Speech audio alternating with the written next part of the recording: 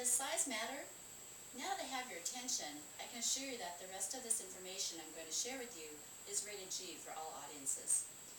Recently, the growing size of individuals that are larger than the mean of our population has become an issue for people that are in the mean.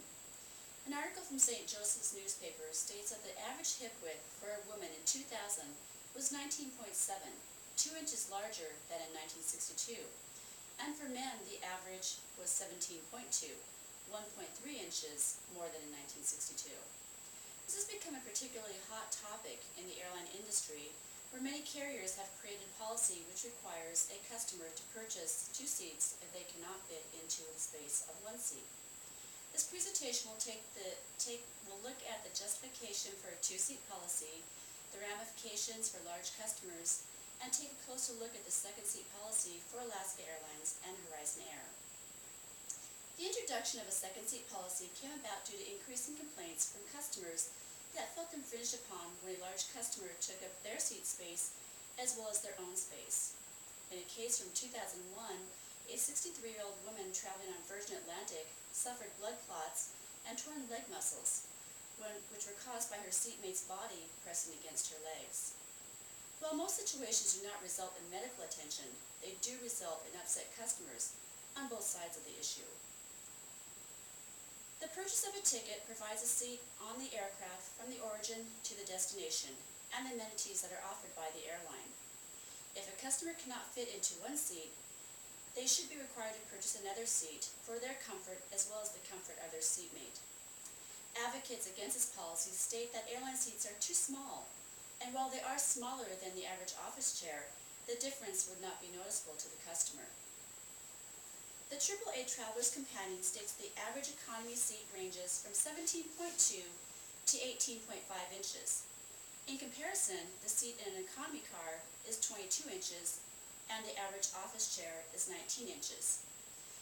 To illustrate this, I have an average office chair here. And as you can see, from armrest to armrest, it is exactly 18 inches, which is exactly in the average range of an office chair.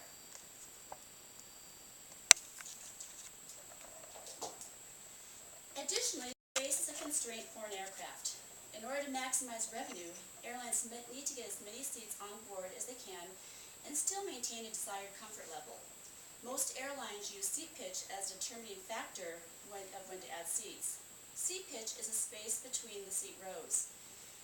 The United Kingdom AirNet site shows that average seat pitches are between 29 and 32 inches.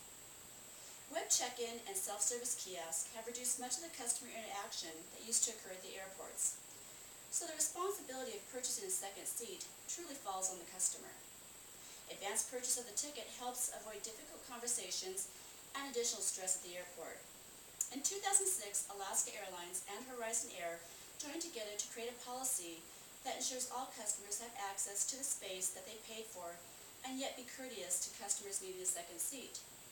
In 2007, Horizon Air received 119 complaints and 101 complaints in 2008 from customers who felt they did not have access to their entire seat.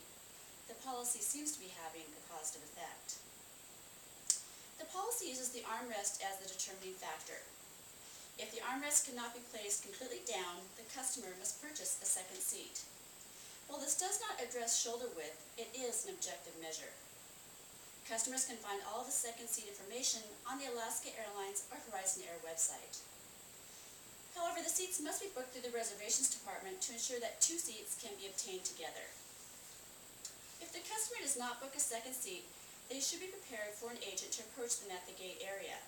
The 2nd seat brochure serves as an introduction to this conversation.